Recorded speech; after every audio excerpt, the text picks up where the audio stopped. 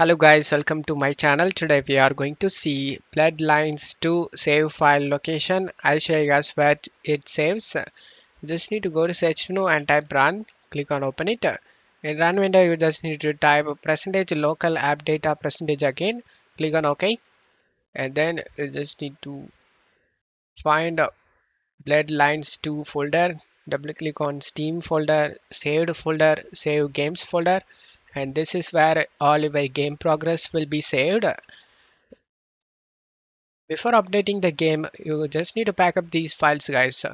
And if you want to see the config file, then go back to saved and double click on the config, double click on Windows, and right click on the game user settings and select open with notepad. And this is where all game settings will be, like graphics, as you can see, everything will be.